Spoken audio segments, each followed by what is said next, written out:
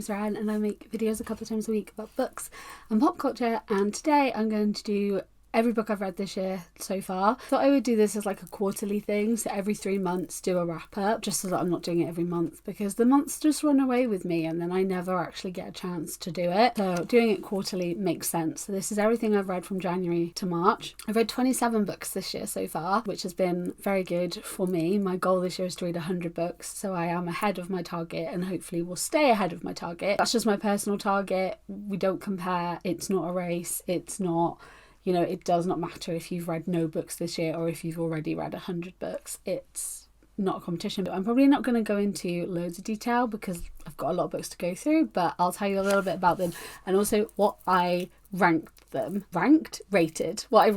If you want to keep up with like what I'm reading and stuff, I have Goodreads, which I think is the main one that people have followed me on, but more so than Goodreads I've been using Storygraph a lot, so I'm going to link my Storygraph down below so that you can come and be my friend on there, because that's where I mainly update everything, and I like that I can go into like, I can give it like 3.5 and give a little bit more detail than Goodreads allows. So I'll just show pictures of all of these books because I'm packing up my bookshelves, and because a lot of these books are books I've read recently, they were like first to go in the pile. So the first book I read this year was Beyond Black by Hilary Mantel, and I rated this 3.5 stars. I think this was a really interesting introduction to Mantel's writing. I've never read anything of hers before, but I do have Wolf Hall and I do really want to read that series because I think I would really like it, but they scare me very much. It's very chunky, but this is Wolf Hall. As you can see, it's chunky. The whole series is like this, so I'm scared of it, but I do really want to read it. But Beyond Black was an interesting one. It was about a fortune teller and kind of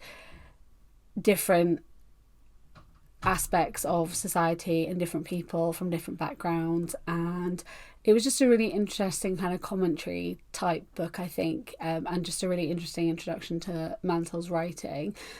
So I am looking forward to reading more of her, but I do not know when I will embark upon Wolf Hall as a series because, like I said, it scares me. I feel like I'm going to have to really like carve out some big chunk of time to make sure that I get through it, make sure that I give it like the proper attention that I need to be giving it. Then I read Carol by Patricia Highsmith. I rated this 4 stars. This is also known as The Price of Salt. That's what it was called when it was originally published, and it was originally published under a pseudonym. This book came out in the 50s and it is a queer story. It's a sapphic story, and I think it's really interesting that it came out in the 50s because of the way the laws are in America. This book was really, really, really good, as well as being kind of hopeful and ending on a hopeful note. It really did kind of have the air of like a thriller to it, which is one of the reviews on the cover. It says like it feels like a thriller, and you did kind of have this kind of feeling of unease throughout, but you didn't quite know who was the good guy and what was going to happen. And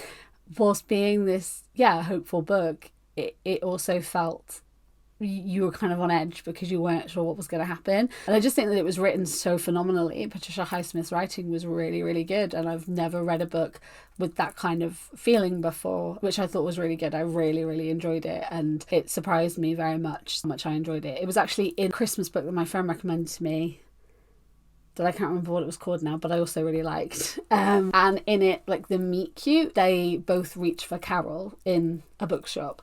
So that's what made me read it, because I hadn't heard of it before, but I think it was really good. Then I read Maurice by E.M. Forster. This I also rated 4 stars. Absolutely loved this. This book was originally written like in the very early 1900s, and wasn't published until a lot later in the 70s or the 80s, I believe. And again, really loved this. Forster's writing is brilliant. I've bought A Room with a View, which is another one of Forster's books, so that I can read it. And Maurice is a really interesting one. It was published posthumously, and again, just the way the writing was and the story and the characters, it was such an interesting conversation and an interesting insight into queer lives from a time when it was very much not kind of, you know, it was very frowned upon, and to see him write that, but then for later on it to be published and for him to have those feelings but not for it to have been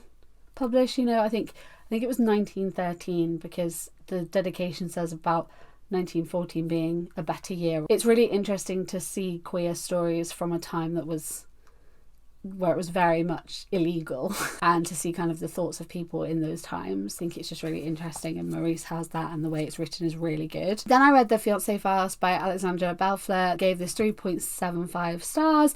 I really liked this. It was just a cute little sapphic fake dating rom-com, which was really fun, and I really enjoyed it. I had a fun time. It was a good read, I think, to read when I read it, because Carol and Maurice had been, and Beyond Black, to be fair, had been heavier books, so I needed just kind of like a lighter book, which this definitely provided. Then I read Imogen, obviously, by Becky Albertalli. I gave this 4.75 stars. This, in my opinion, is Becky Albertalli's best book. You can really see that a lot of what Becky Albertalli went through when she was forced to come out is in this book, and you can see a lot of how she felt about everything is in this book, and kind of goes into the conversations of the complexities of sexuality and how people kind of have this assumption of how you have to behave and what has to be said, whereas actually your sexuality is yours and no one else gets to dictate how you disclose it or use it or feel it. I think it's her best book. It's absolutely brilliant. Then I read Project Nought, which is a graphic novel by Chelsea Freddy. I rated this 4 stars. I really liked this. It was a really interesting graphic novel. It wasn't what I was expecting. I picked it up because the main character was called Ren, and I thought it was quite an interesting conversation in regards to time travel. And the twist was really interesting as well, and I thought it was really good, and I would like to see more from this series. It was a nice graphic novel. Then I read Not a Showmance by Stephanie Jean. This I rated 3.5 stars. A cute little rom-com. It was a nice little break. It's a really short book, and I had a lot of fun. I saw it on Bookstagram and got it because I liked the cover, and I really liked it. Then I read A Bright Ray of Darkness by Ethan Hawke. I rated this 2 stars. This was really disappointing. I actually quite like Ethan Hawke as an actor. When I saw that he'd written books, I was like, I feel like he could have, quite an interesting conversation. And as a writer, he is really good. He is able to tell a story very well, and I really liked the way that he wrote. But the story was essentially a man blaming women for his own mistakes. And I just felt like I was listening to a man just whining about his own, like the consequences of his own actions. And after a while that got really boring, so I did not love this book. The writing, good. The character, awful.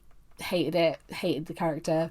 The 2 stars is purely just for the writing, because everything else I did not like. Then I read Moonstruck Volume 1 by Grace Ellis. This is a really, really cute graphic novel. It's a fantasy graphic novel. I think if you like things like Legends and Lattes, you'd really like the Moonstruck series. I'm looking forward to reading more of it. It was super cute and a really nice light graphic novel to kind of get me back into the swing of things after the miserableness of Ethan Hawke's book. Then I got an e-arc of How You Get the Girl by Anita Kelly. I rated this 4 stars. This was really cute. This was a get-togethers later, like in life, and it's a school basketball coach and then the foster parent of one of the students, and I thought it was really nice, and also a sports romance, and it was just cute, and I really liked it. Then I read The Fights That Make Us by Sarah Hager Holt. This is a middle grade book. It is really interesting because there's 2 dual perspectives, but one of the perspectives is in diary entries, and it is from the 80s and the 90s, and then you've got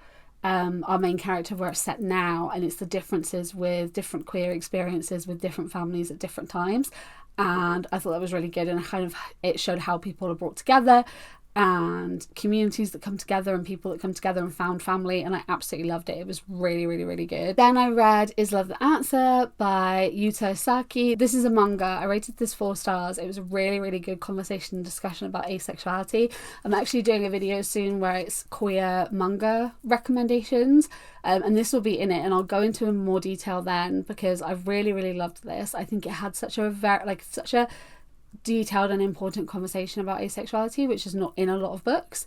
I think the closest I can sort of compare it to is Loveless by Alice Oseman, in which the conversation is very detailed and not just this kind of generic assumption of what asexuality is. So I really liked this graphic novel. I thought it was really good. Then I read the entire I Hear the Sunspot manga series. This again is a queer manga.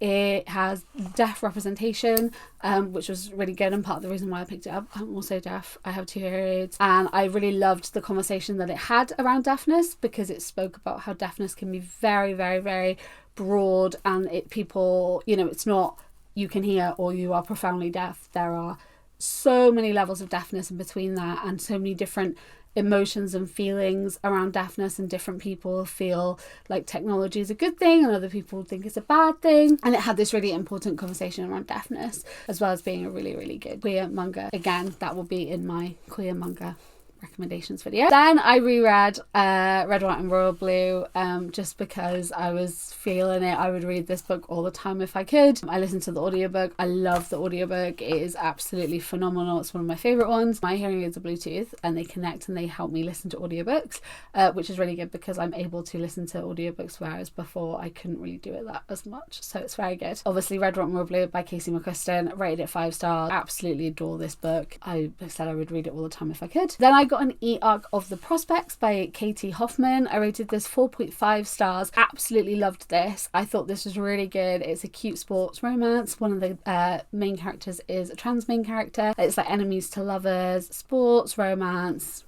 Love it. Absolutely loved it. It was really, really good. Don't know lots about baseball, but I feel like I learned a lot. And you could also tell that like Katie Hoffman knew the game as well. Very well rounded and very well written, and I'm excited to get a physical copy when it is officially out. Then I also got an e-arc of The No Girlfriend Rule by Kristen Randall. I rated this 3.75 stars. Our main character, her boyfriend doesn't let her play what is essentially Dungeons and Dragons, but the book's version of Dungeons and Dragons with them. So she joins this like very like queer friendly group, and it's kind of realizing your sexuality and kind of who you really are, and kind of coming to terms with that. And I thought it was a really good kind of exploration of how that can happen for some people. Then I read The Lake of Lost Girls by Catherine Green. I also got an e-arc for this. I rated this 2.5 stars because I didn't feel like the writing was the strongest. There were like, it was quite repetitive and some of the sentences just didn't feel like fully structured. I did find myself wanting to know what happened, like a whodunit situation, so that kind of did keep me going. Like there was enough suspense built to make me want to read to the end, and the twist was a very interesting one, but it did feel a little bit like a really, really, really long Reddit no sleep type situation, or like a very extended 2-sentence horror story type thing. That's kind of the vibe I got from it. So yeah, I gave it 2.5 stars because I did want to know what was happening, but I just didn't feel like it was the strongest. Then I got The Pairing by Casey McQuiston as an e-arc. I was approved. I was sent this. My most anticipated read of the year. It comes out in August. Loved it. I absolutely loved it. I was pacing while I was reading this book because I was just so so engrossed in these characters. I'm going to make a video about it that'll be non-spoilery obviously, but I was so engrossed with these characters. I was so invested. I was fully pacing. I was crying. By the end of it, I was a mess.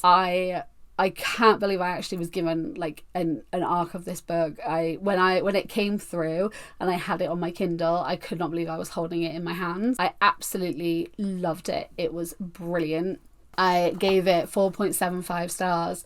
It was so good. It was so good. The way Casey writes is just phenomenal, and I'm so in awe of their writing. Just so good, and you don't want to miss The Pairing. When it comes out in August. It's phenomenal. Then I listened to The Future is Disabled on audiobook. I rated this 4 stars. I thought that this was a really, really, really good topic of conversation. There are things in it that I hadn't thought of, things in it that I would love to have a conversation about, and lots of kind of just eye-opening and insightful points made and topic of discussion, and just feel like there was lots in there to kind of unpack and a lot that was going on. It did take me a while to get through this one, but I think that was more because a lot of it was there was a lot going on, and there was a lot that kind of I resonated with, and just a lot of pandemic conversation, so it was quite heavy. But it was really good, and I definitely think it's worth a read, whether or not you relate to it or you want to know more about it. I just think it was a really good conversation, and I think it kind of will lead to lots of other conversations and lots of other topics to be discussed. Then I read A Little Bit Country by Brian D. Kennedy. Me and my friend have a book club. Imogen obviously was our one pick, but A Little Bit Country was our other one. I rated this 3.5 stars. I thought this was just really cute. If you're a fan of country music, Dolly Parton, that kind of thing, and it's set in like a theme park over the summer, and I really liked it. I just thought it was a cute little romance to read. Then I read I Have Some Questions for You by Rebecca Mackay. I was really loving this book until the ending. I think it was a really interesting conversation on the way that true crime is consumed, and I thought it was a really interesting conversation on the way that things are in the media and the conversations that are had and the way that things are approached in this day and age, especially when it comes to true crime.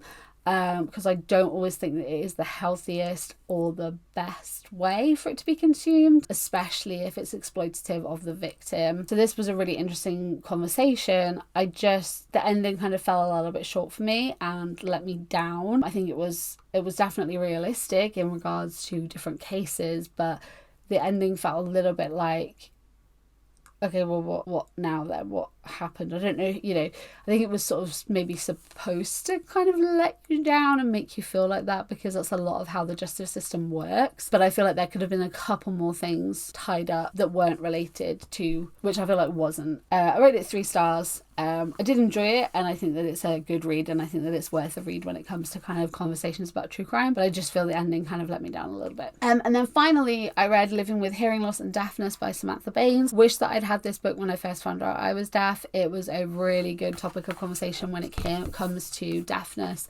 and when it comes to the attitudes towards deafness within the deaf community and not in the deaf community. And there was really interesting conversations because, like I sort of touched upon when I spoke about the manga, there are conversations within the deaf community that think that hearing aids and cochlear implants are actually bad because they try and cure deafness rather than getting the world to adapt for deaf people, which I think there's definitely so much conversation about, because it would be more inclusive for sign language to be taught in schools and people to not assume that when they are deaf they're going to get some kind of assisted technology. So it had a lot of interesting conversations in it, and I think that it would benefit even if you're not deaf to read it, because it was a really interesting conversation and something which I think is really important, especially when it comes to kind of society's attitudes towards deafness. So yes, that is all the books that I have read so far this year. I would love to know if you read any of them and what you thought, and also what books have you read this year so far. Let me know